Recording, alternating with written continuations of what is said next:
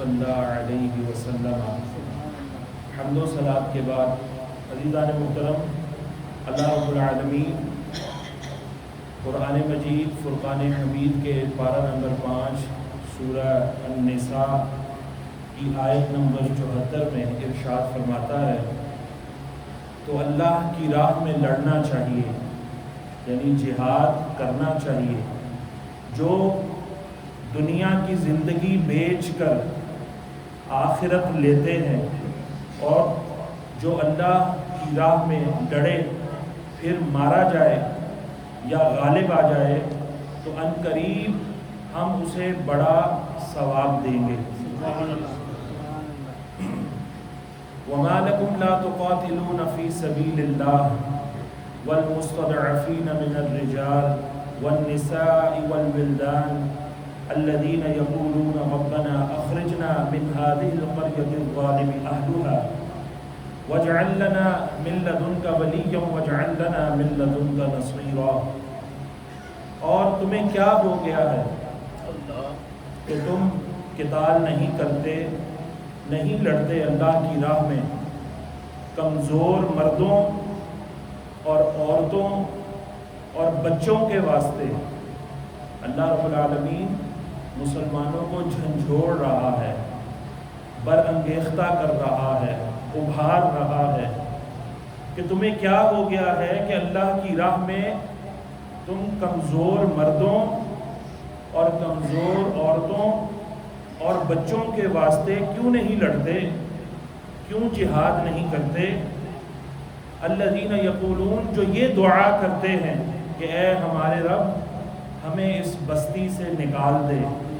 ہمیں اس علاقے سے نکال دے کہ جس کے لوگ ظالم ہیں، اور ہمیں اپنے پاس سے کوئی حمایتی دے دے اور ہمیں اپنے پاس سے کوئی مددگار عطا فرما دے۔ عزیزان محترم، یہ آیت کریمہ بہت سارا جو ہے ہمارے لیے ہدایت کا درس ارشاد فرما رہی ہے۔ ایک تو اس میں بتایا کہ اللہ رب العالمین ارشاد فرماتا ہے کہ منافقین کی جو غرض و غایت ہوتی تھی وہ مال غنیمت ہوتا تھا کہ مال ملے گا، غنیمت ملے گی، ثواب پر ان کا دھیان نہیں ہوتا تھا۔ تو منافقوں کو بھی نصیحت فرمائی جا رہی ہے، کیونکہ قرآن کریم جو ہے اس کے مخاطبین میں وہ لوگ بھی شامل تھے۔ قرآن مجید کا خطاب تو سب کے لیے ہے، کسی جگہ پر خاص نبی اکرم صلی اللہ علیہ وسلم کو خطاب ہوتا ہے، کسی جگہ پر مومنین سے خطاب ہوتا ہے، کہیں پر خاص صحابہ کرام مخاطب ہوتے تھے، اور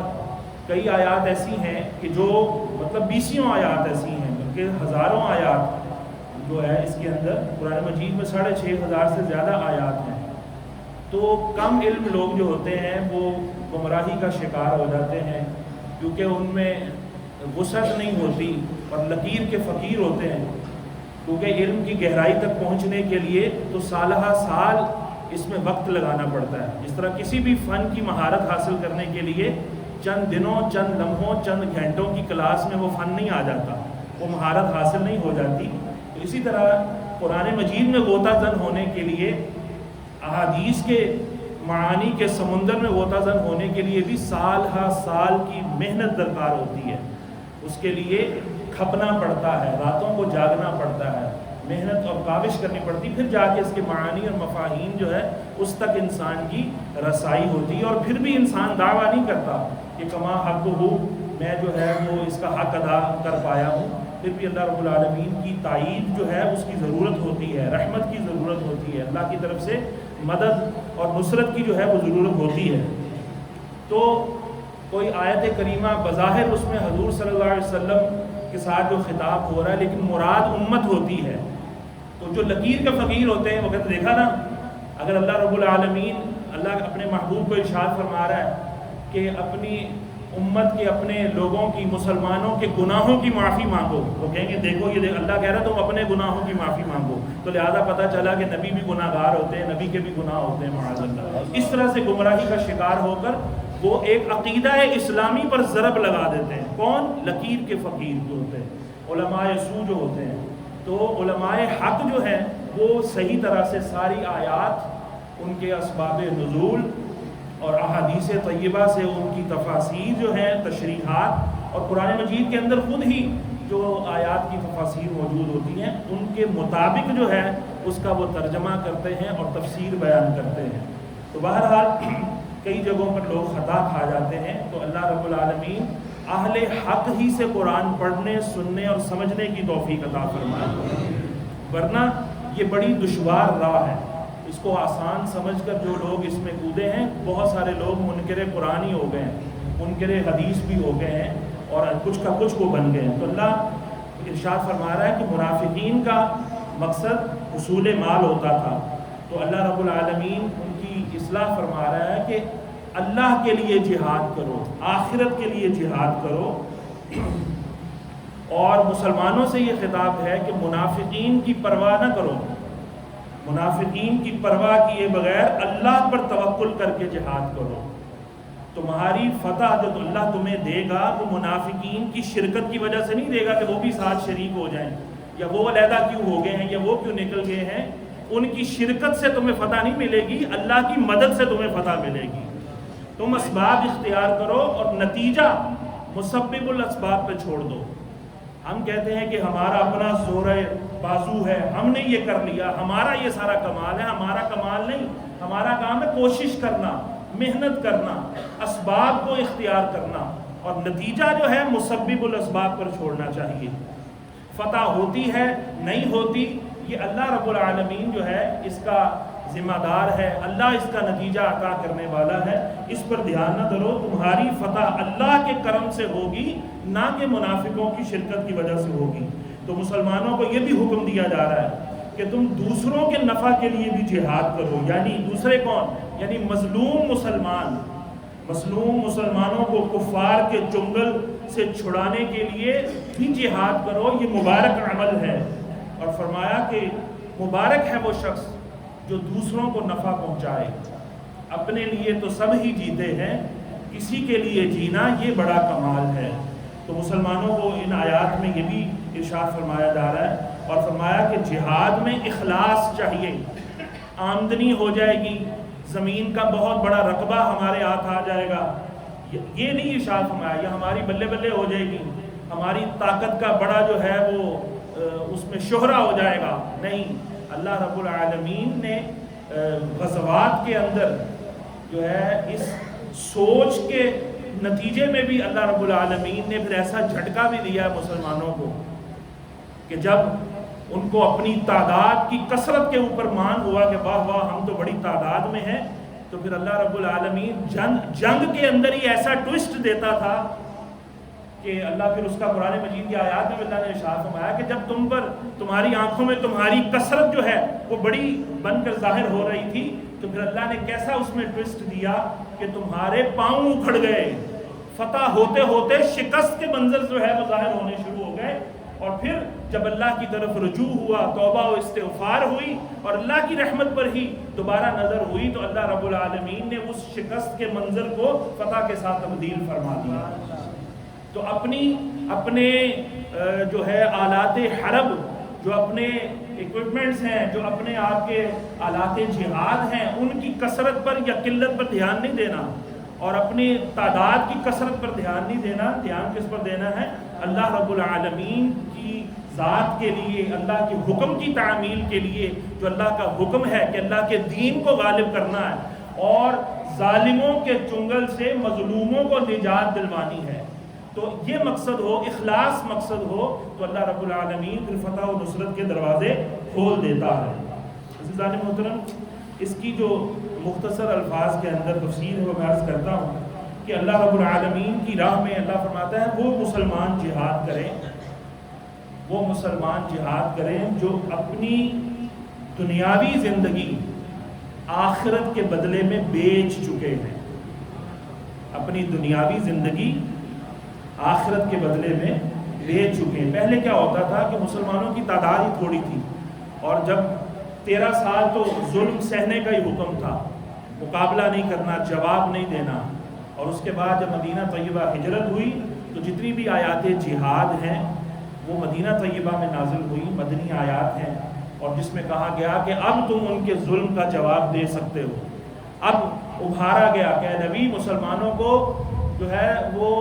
ابھاریے، جہاد کی ترغیب دلائیے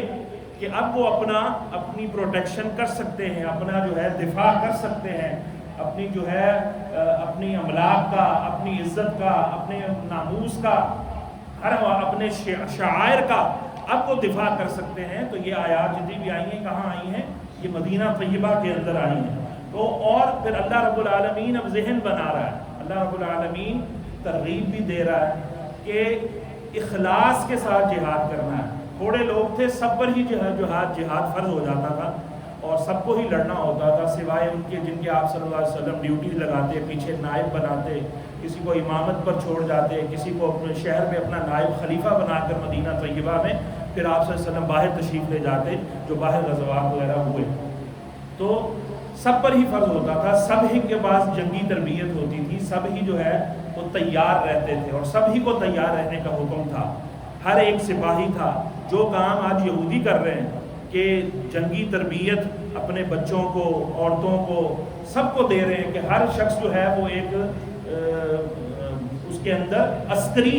صلاحیت ہونی چاہیے، لڑنے کی صلاحیت ہونی چاہیے. اور ہمارے ہاں تو سب دوڑ ہی نہیں سکتے، سب وزن ہی نہیں اٹھا سکتے، دوڑ نہیں سکتے اور اس طرح کے معاملات ہیں. تو بہرحال وہ لوگ جو ہے وہ چونکہ انتشار والی سوچ رکھتے ہیں اور فساد فی الارض کی سوچ رکھتے ہیں، تو وہ ایسے یعنی کہ اہداف حاصل کرنے کے لیے، مسلمانوں کے ساتھ برسر پیکار ہونے کے لیے اور اپنی ایک عظیم ریاست قائم کرنے کے لیے ہر ایک کو عسکری تربیت دیتے ہیں. اور ہمارے ہاں جو کالجز کے اندر عسکری تربیت تھوڑی بہت دی جاتی تھی، NCC یا اس طرح کے وہ نام سے 20 نمبر، وہ بھی جو ہے کئی لوگ 20 نمبروں کے لیے حاصل کرتے تھے. تو بہرحال وہ بھی اب ختم ہو گئی ہے کہ کہیں ان کو جو ہے وہ ڈنڈا بھی اٹھا کے چلانا نہ آئے اور یہ کسی قابل ہی نہ رہیں اور کسی بھی مشکل وقت میں یہ کسی کے کام نہ آ جائیں. تو یہ ایک سستی، کاہلی، غفلت اور دنیا سے محبت کی نشانی ہے اور جہاد اور شہادت سے بیزارگی کی ایک صورت بھی بن جاتی ہے. جو لوگ بڑے یمن پسند بنتے ہیں کہ نہیں ایسا نہیں ہونا چاہیے، ویسا نہیں ہونا چاہیے، وہ اللہ تعالیٰ نے جو 20 آیات قرآن مجید میں نازل فرمائی ہیں اس کے بارے میں کیا کہیں. اسی لیے تو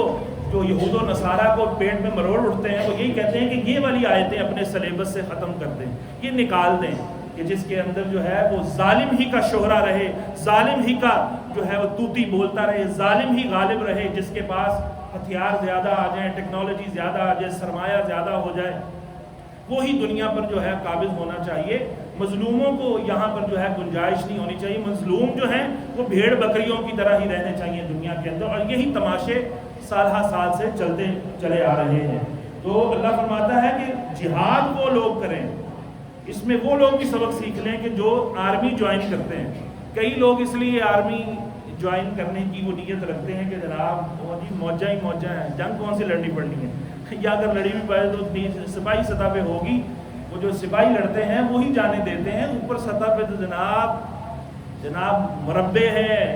BCO جناب اراضیاں ہیں، پلاٹ ہیں اور جائیدادیں ہی جائیدادیں ہیں، زندگی بھر کی روٹیاں ہیں جناب، پینشنیں ہیں. ہو سرکاری نوکری کے لوگ جناب غیر ہے، ادھر تو جانا بھی نہیں پڑتا اور حاضری بھی کوئی اور لگا دیتے ہیں. انہیں یہ نہیں پتا ہے مسلمانوں، پھوکے مسلمانوں جو ایسی سوچ رکھتے ہو، اس کے عوض جو تم کماتے ہو تم حرام کماتے ہو. جہاں تمہارا تسلیم نفس مقصود ہے، تمہارا وہاں حاضر ہونا مقصود ہے، 9 to 5 بھی صحیح، بے شک 8 گھنٹوں کے لیے جہاں تمہاری موجودگی ضروری ہے اور تم وہاں سے غائب ہو، تو غائب رہنے کی جو تم اجرت لیتے ہو وہ حرام لیتے ہو. وہ مال خبیث ہے، وہ مال حرام ہے. کیوں فرمایا اللہ رب العالمین نے کہ باطل طریقوں سے مال نہ ہڑپو، مال نہ اس طرح جو ہے وہ اینٹھو، مال اس طرح سے نہ بناتے رہو. حکام کے ساتھ مل کر باطل طریقوں سے تم مال بناتے ہو، ٹکے دنیا کے جمع کرتے ہو، تم سستے داموں اپنے آپ کو بیچ دیتے ہو، اپنے ایمان کو بیچ دیتے ہو. تو جو اس نیت سے نوکریاں چاہتے ہیں بچے کو جناب فلاں محکمے میں نوکری مل جائے نا، بڑی تنخواہ ہے جی، بہت بڑی سیلری ہے، نہ کوئی خدمت خلق کا جذبہ، نہ کوئی اخلاص ان کو دیا جاتا ہے، فقط بچپن ہی سے لالچ ان کی گھٹی میں ٹھونس دیا جاتا ہے. تم نے لالچی بننا ہے، تم نے زیادہ نوٹ کمانے ہیں، ذرا سی جو ہے آفر کہیں سے آتی ہے، پچھلی نوکریاں پھٹ کر کے چھوڑ دیتے ہیں، معاہدے توڑ دیتے ہیں، اور کوئی بات نہیں، تھوڑے بہت پیسے ڈوب بھی جاتے ہیں تو کیا ہے، اگلی آفر تو بڑی ہینڈسم ہے، آگے سے تو مال بڑا کثیر ملے گا، وہاں چھوڑا وہاں چھوڑا، کہاں کہاں مسلمان معاہدے توڑ رہا ہے، اور لالچ کی نیت سے جو ہے وہ ادارے اڈاپٹ کرتا ہے۔ کوئی جناب پولیس اس لیے جوائن کرتا ہے، سارے ایسے نہیں ہوتے، یہ اسی کے پیٹ میں درد ہونا چاہیے جس کی یہ نیت ہو، اور جس کو یہ مسئلہ ہی نہیں ہے اس کے بارے میں بات بھی نہیں کر رہا، وہ تو مجاہد ہے، وہ تو اللہ رب العالمین کا نیک بندہ ہے جو اچھی نیت سے یہ کام کرتا ہے۔ یہ تو ہم پوائنٹ آؤٹ کر رہے ہیں ان لوگوں کو جن کی فاسد نیتیں ہیں، اور آپ ایگری کریں گے کہ واقعی ایسی نیتیں تو بہت ساری ہماری گفتگو کے اندر بھی یہ باتیں شامل ہوتی ہیں۔ کوئی بندہ اس لیے پولیس جوائن کرے گا جناب، سی ایس ایس کا امتحان دے گا جناب، ٹھک کر کے افسر ہی بنیں گے، اور پھر کیا ہے، پروٹوکول ہے، آگے پیچھے ٹون جناب سائرن والی گاڑیاں ہوں گی، موٹر سائیکلیں ہوں گی، پروٹوکول کا تو نشہ ہی بڑا ہے جناب، طاقت ہوگی، جو 1 2 3 پھول لگ جائیں گے تو محلے میں بیدا ہو جائے گی جناب، اور کوئی پاس نہیں پھٹکے گا۔ اسی لیے تو یہ لوگ جو طاقت اختیار کر لیتے ہیں یہ وائلیشن کیوں کرتے ہیں؟ ان کے اوپر اپنے عہدے کا نشہ چڑھ جاتا ہے، ان کے اوپر اپنے جو منصب جو کہ امانت ہے قوم کی اور دین کی،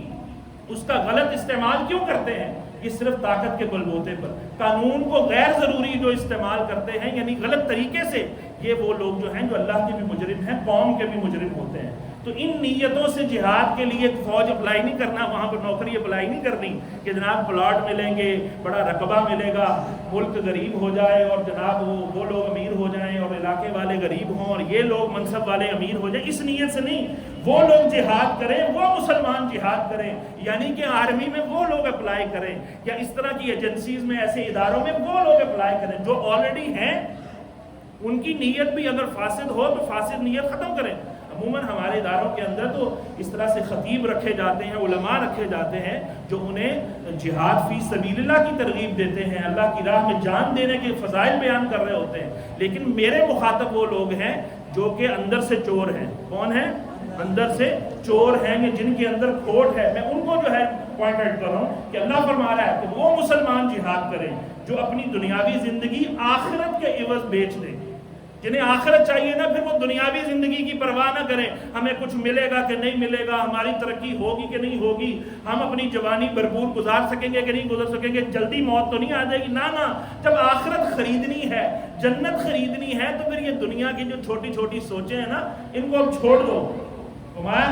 وہ لوگ جہاد اختیار کریں جنہیں نہ کوئی مرنے کا خوف ہے، نہ زخمی ہونے کا اندیشہ ہے۔ ہائے میری بازو چلی جائے گی، ہائے میری ٹانگ چلی جائے گی، ہائے میں نابینا ہو سکتا ہوں، میں معذور ہو سکتا ہوں، میں مفلوج ہو سکتا ہوں۔ نہیں، جب ان کا موٹو، ان کے پیچھے اخلاص ہے اور اللہ کی رضا جن کا مطلوب اور مقصود ہے، وہ پھر زخمی ہونے، نکارہ ہونے اور جوانی جو ہے وہ معذور بن کے گزارنے یا اس طرح کی سوچیں نہیں سوچتے، کیونکہ ان کا مطلوب کیا ہے، ان کا مقصود، ان کا ایم، ان کا گول، ان کا ہدف جو ہے وہ کیا ہے، وہ جنت ہے، رضائے الہی ہے، رضائے مصطفیٰ ہے۔ فرمایا کہ وہ مرنے، زخمی ہونے کا انہیں کوئی اندیشہ نہیں، وہ لوگ جہاد اختیار کریں، وہ تو جہاد میں جاتے ہی شہید ہونے کے لیے ہیں، وہ تو جہاد میں جاتے ہی شہید ہونے کے لیے ہیں۔ اور خیال رکھو، اللہ کی راہ میں جو جہاد کرے جو، اور وہ مارا جائے یا زخمی ہو جائے، یا وہ شہید ہو جائے یا کیا ہو جائے، زخمی ہو جائے، انجرڈ ہو جائے، ہیوی طرز کا وہ انجرڈ ہو جائے، یا ہزیمت پائے، شکست بھی تو ہو سکتی ہے، یا کفار پر غالب آ جائے، کوئی بھی صورت ہو، اللہ رب العالمین ارشاد فرماتا ہے ہم اس سے وعدہ کرتے ہیں۔ کون وعدہ کر رہا ہے؟ اللہ رب العزت وعدہ کر کس سے؟ مجاہد سے،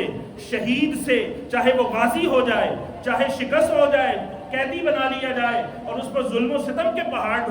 جو ہے وہ توڑے جائیں، اللہ فرماتا ہے وہ جہاد میں تو شرکت ہی شہید ہونے کے لیے کرنی ہے، نتیجے اور انعام اور پھول اور ریوارڈ پانے کے لیے نہیں۔ فرمایا ہم اس سے وعدہ کرتے ہیں کہ اسے بڑا اجر و ثواب عطا فرمائیں گے، بہت بڑا اجر و ثواب۔ اللہ نے دنیا میں جو کچھ ہے نا، اللہ رب العالمین نے اسے قلیل فرمایا ہے، اس کے جو عہدے ہیں، اس کے جو منصب ہیں، اس کے جو جواہرات ہیں، اس کی جو دولتیں ہیں، اس کی جو حسن ہے، زیب و زیبائش ہے، جو کچھ بھی ہے، اللہ فرماتا ہے یہ دنیا کا جو سامان ہے یہ تھوڑا ہے، یہ تھوڑا ہے، لیکن تمہیں میں جو دوں گا وہ بہت بڑا عطا فرماؤں گا۔ فرمایا جو فاتح ہو جاتا ہے دنیا میں، جس کو فتح مل جاتی ہے، اللہ اس کو غنیمت دیتا ہے، یعنی ظاہری سامان بھی دیتا ہے، اسے ملک دیتا ہے، بہت بڑا حصہ بھی اس کے ہاتھ آ جاتا ہے۔ اس نیت سے شریک نہیں ہونا، لیکن اس کا نتیجہ ثمرہ اللہ کس صورت میں دے گا؟ اللہ غنیمت بھی دے گا، اللہ ملک بھی دے دے گا، اللہ عزت بھی دے گا کہ مجاہد فی سبیل اللہ کہلائے گا، اللہ جنت بھی عطا فرمائے گا اور اپنا قرب بھی عطا فرمائے گا۔ قیامت میں اللہ جنت میں اپنا قرب عطا فرمائے گا۔ اور مفتوح شہید جو فتح تو نہ پا سکے، فاتح نہ بن سکے، وہ شہید ہو گئے، ان کو بھی کیا ملے گا؟ وہ لوگ یہ کہتے ہیں صرف موت ملے گی، نہیں نہیں، اللہ فرماتا ہے کہ اسے بھی اپنی رضا دوں گا، کہیے سبحان اللہ، اپنا دیدار عطا فرماؤں گا اور جنت کی نعمتیں عطا فرماؤں گا۔ لہذا یہ سودا ایسا نفع بخش ہے جس میں گھاٹے کی جو ہے گنجائش ہی نہیں ہے۔ اور اے مسلمانوں، تمہیں کیا ہو گیا ہے کہ تم اللہ کی راہ میں اور مکے میں پھنسے ہوئے، اس وقت جو ہے مسلمان مکہ مکرمہ میں پھنسے ہوئے تھے اور جو دعائیں کرتے تھے، کیا ہو گیا ہے تمہیں کہ تم مکہ میں پھنسے ہوئے مسلمانوں کو چھڑانے کے لیے جہاد نہیں کرتے؟ ان بیچاروں کی مجبوریوں کا یہ عالم ہے کہ وہ مرد، عورت اور بچے کعبے میں کھڑے ہو کر، کعبے کے سامنے کھڑے ہو کر، ہاتھ پھیلا پھیلا کر، جھولیاں پھیلا پھیلا کر اللہ رب العالمین سے دعائیں کر رہے ہیں کہ خدایا تو ہم کو اس بستی یعنی مکہ مکرمہ سے نکال جہاں کے باشندے کفار ہیں، کیونکہ جب ہجرت ہو گئی تو پیچھے جو ہے وہ کفار ہی تھے، یا کئی ایسے بھی تھے مسلمان تھے لیکن اسلام اپنا ظاہر نہیں کیا تھا اور مغلوب تھے۔ یہاں سے نکال مولا، یہاں کے رہنے والے ظالم ہیں، اور ہمارے لیے اپنی قدرت کاملہ سے کوئی والی عطا فرما، کوئی ہمیں حمایتی عطا فرما، کوئی مددگار عطا فرما۔ اب دیکھیے اللہ رب العالمین بندوں پر مدد فرماتا ہے، اپنے بندوں ہی کے ذریعے فرماتا ہے۔ اللہ رب العالمین اپنے بندوں ہی کے ذریعے مدد فرماتا ہے، اسی لیے مسلمان جو وہاں کے ہیں وہ اللہ سے مددگار مانگ رہے ہیں، انہیں پتا ہے کہ اللہ مددگار ہے۔ ایاک نعبد و ایاک نستعین انہوں نے بھی پڑھی ہوئی تھی، سنی ہوئی تھی، اس کے باوجود وہ اللہ سے مددگار مانگ رہے ہیں۔ تو آج اگر ہم مدد مانگتے ہیں، روحانی مدد یا دنیاوی مدد کسی اور سے، فوراً شرک تھوپ دیا جاتا ہے۔ اب یہ دیکھیے قرآن کا حصہ ہے کہ مسلمان مظلوم اللہ سے کیا مانگ رہے ہیں؟ مددگار مانگ رہے ہیں، اور اللہ رب العالمین سے قرآن میں بیان فرما رہا ہے، اور یہ شرک نہیں فرما رہا کہ یہ شرک ہے، اور میرے ہوتے ہوئے تم کیوں مددگار مانگ رہے ہو؟ مجھ سے ڈائریکٹ کہو کہ یا اللہ تو ہی ڈائریکٹ کچھ کر دے، بغیر بندوں کے کچھ کر دے۔ نہیں، اللہ رب العالمین سے وہ مددگار مانگ رہے ہیں کہ جو ایسا مددگار ہو جو ہماری زبوں حالی سے ہمیں نکال دے۔ اللہ رب العالمین ارشاد فرما رہا ہے کہ اٹھو، جہاد کرو، انہیں آزاد کراؤ۔ خوشی تو وہ ہے جو ساری قوم کی خوشی ہے۔ قوم پر افراد قربان ہونے چاہیے، افراد پر پوری قوم نہیں قربان ہونی چاہیے۔ تو اللہ رب العالمین اس آیہ کریمہ میں سرفروش ہو کر شہادت کے لیے مسلمانوں کو تیار کرنے کا حکم دے رہا ہے کہ جہاد جو ہے وہ غنیمت کے لیے نہ ہو، ملک گیری کے لیے نہ ہو، اور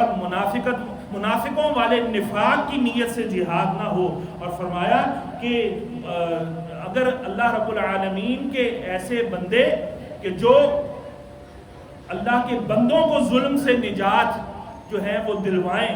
وہ اگر اس دنیا میں نہ ہوں تو پھر ساری دنیا کا نظام ہی ملیا میٹ ہو جائے۔ اس لیے اللہ اپنے بندوں کو ابھار رہا ہے اپنے نبی صلی اللہ علیہ وسلم کے ذریعے سے کہ اے میرے مومنوں، میرے بندوں، اٹھو اور جہاد کرو اور اپنے مظلوم مسلمانوں کی جو ہے وہ مدد کرو۔ یہاں تک اللہ نے بچوں کا بھی ذکر کیا کیونکہ بچوں پر بھی ظلم کی انتہا تھی۔ اور آج دیکھیے کہ اللہ رب العالمین نے مسلمانوں کو کتنے بڑے وسائل عطا کیے ہیں۔ کوئی کہتا ہے 70 لاکھ، کوئی کہتا ہے 80 لاکھ، کوئی کہتا ہے 82 لاکھ، پتہ نہیں کیا کیا فگر ہے۔ بہرحال 70 لاکھ تو ساری کہتے ہیں کہ 70 لاکھ تربیت یافتہ مسلمانوں کی فوج ہے۔ کتنی؟ 70 لاکھ یا 80 لاکھ جتنے بھی فگر بنتا ہے، فوج ہے۔ مسلمان آلات یعنی حرب کتنا بڑا ذخیرہ رکھتے ہیں، کتنی ان کے پاس تیل کے ذخائر ہیں، معدنیات ہیں، کتنے ان کے پاس دولتیں ہیں، زمینی خزانے اور حرب کے بھی خزانے اللہ نے اتنی جو ہے ان کو ایڈوانسمنٹ دی ہے، اور اس کے باوجود ایمان کی دولت سے نوازا ہے۔ اور 56-57 اسلامی ملکوں کا جو رقبہ بنتا ہے وہ کتنا بنتا ہے کہ کیا کچھ اللہ نے عطا کیا ہے۔ اور اللہ رب العالمین یہ آیہ کریمہ قیامت تک کے لیے ہے، منسوخ نہیں ہے۔ اگرچہ خاص اس وقت مکہ مکرمہ میں پھنسے ہوئے لوگوں کا جو ہے کہا جا رہا تھا کہ انہیں نجات دلواؤ، لیکن یہی اس کا اطلاق ہر دور میں، ہر وقت میں، ہر حالات کے اندر جو ہے، ہر قسم کے حالات کے اندر اس کا اطلاق ہوتا ہے کہ مصلحت پسندیوں کا شکار نہ رہو، مر تو جانا ہی ہے۔ انہی آیات میں آگے ہے کہ تم منافقین کہتے تھے اگر تو غنیمت آ جاتی تو کہتے واہ واہ ہماری تو دیہڑی لگ گئی ہے، اور اگر نہ کوئی مسلمان شہید ہوتے پتہ لگتا ہے تو کہتے وہ شکر ہے ہم نہیں ساتھ گئے ورنہ ہم بھی مر جاتے۔ اللہ فرماتا ہے اینما تکونوا یدرککم الموت ولو کنتم فی بروج مشیدہ۔ اسی سے آگے آیات ہیں کہ تم جہاں کہیں بھی رہو مر تو جانا ہی ہے، مرنا تو ہے ہی ہے۔ اینما تکونوا یدرککم الموت، جہاں کہیں بھی تم جاؤ چھپ جاؤ، جہاں پہاڑوں میں چلے جاؤ، غاروں میں چلے جاؤ، میدانی علاقوں میں چلے جاؤ، یدرککم الموت، موت تمہیں آ کر دبوچ لے گی، تمہیں وہیں پکڑ لے گی۔ وَلَوْ كُنْتُمْ فِي بُرُوجٍ مُشَيَّدَةٍ، اگرچہ تم مضبوط قلعوں کے اندر جا کے چھپ جاؤ، تو بستر میں مرنے سے، آسائش کی زندگی میں مرنے سے بہتر ہے کہ راہ جہاد کے اندر، راہ خدا کے اندر جہاد کرتے ہوئے، علم خدا کو بلند کرتے ہوئے جو ہے اس وقت موت دو تو تمہاری موت کا کوئی مول بھی پڑے اور اللہ کی بارگاہ میں تم سرخرو ہو۔ اللہ ہمارے تمام ممالک اسلامیہ کے حکمرانوں کو اتنی ہمت دے، اتنا حوصلہ دے، اتنی جرت دے کہ اللہ رب العالمین وہ ہمارے جو مظلوم مسلمان بھائی ہیں ان کی مدد کو بر وقت پہنچ سکیں، وہ قبرستان بن جائے، لاشوں کے انبار وہاں لگ جائیں، سب کچھ ملیا میٹ ہو جائے، اور اس وقت جائیں ہم وہاں پر جناب جہاں پر کوئی سننے کوئی جس کی چیخ و پکار ہی ختم ہو گئی ہو تو اس وقت کا کیا فائدہ ہے، کس وقت کا انتظار کیا جا رہا ہے۔ تو یہ عوام کا کام بنتا ہے کہ دعاؤں میں بھی جو ہے اپنے اس بات کو شامل رکھیں کہ اللہ ہمارے مظلوم مسلمانوں کی جو ہے وہ مدد فرمائے، اور اپنے حکمرانوں کے لیے بھی دعا کریں کہ اللہ ان کو جھنجھوڑے، ان کے اندر کوئی ایسا صلاح الدین ایوبی کا وارث پیدا فرما دے کہ جو ببانگ دہل علی الاعلان ان کو ایسے للکارے۔ کفر تو ہے ہی، کافر تو ہے ہی بزدل، وہ تو ہیں ہی ڈرپوک ہیں، ان کے سینے میں نور ایمان نہیں۔ اللہ فرماتا ہے تمہارے 10 ہوں ان کے 100 پر غالب آتے ہیں، تمہاری ایک للکار کے آگے 100 جو لیٹ جائے گا۔ سنلقی فی قلوب الذین کفروا الرعب بما اشرکوا، ان قریب ہم ان کے دلوں میں رعب ڈال دیں گے ان کے شرک کی وجہ سے، کفر کی وجہ سے، کہ یہ کفر والے ہوتے ہی بزدل ہیں، یہ اصلوں پہ جیتے ہیں، یہ اصلوں کے سہارے بھی جیتے ہیں۔ اور مسلمان اس کے ہاتھ میں تلوار نہ بھی ہو، تیر نہ بھی ہو، یہ تو ایسے ہی پانیوں میں گھوڑے دوڑا دینے والے ہیں، یہ اللہ رب العالمین پر ایمان رکھتے ہیں، اللہ رب العالمین ان کا اخلاص دیکھتا ہے، جب ان کا اخلاص کامل ہوگا تو تبھی کیا ہوتا ہے، پھر اللہ رب العالمین آسمان سے ملائکہ بھی نازل فرماتا ہے، ابابیل بھی نازل فرماتا ہے، اللہ ان کی غیبی مدد فرماتا ہے، کبھی آندھیاں بھیج کر اللہ رب العالمین کفار کو نیست و نابود فرماتا ہے، ابھی بارشیں نازل فرما کر ان کے لیے زمین اتنی مڈ والی بنا دیتا تھا، دلدل بنا دیتا تھا کہ ان کے پاؤں ہی نہیں میدان جہاد میں ٹکتے تھے، اور اس طرح سے بھی ان کی جو ہے وہ مت ماری جاتی تھی۔ تو اللہ رب العالمین نے کئی مقامات پر مسلمانوں کی ایسی مدد فرمائی ہے، وہ رب آج بھی زندہ ہے، آج بھی مدد فرمانے کے لیے تیار ہے، لیکن ہماری طرف سے جو ہے وہ طلب تو ہو، جستجو تو ہو، لگن تو ہو، تڑپ تو ہو، کوئی ہمارے اندر سوز اور گداز تو ہو، تو اللہ رب العالمین ضرور مدد فرمائے گا۔ اللہ تبارک و تعالیٰ سے دعا ہے اللہ ہمیں غیرت ایمانی عطا کرے، ہمارے حکمرانوں کو غیرت ایمانی عطا کرے، اور ہمیں جذبہ جہاد اور جذبہ شہادت سے سرشار فرمائے۔ وما علیہ الا البلاغ المبین۔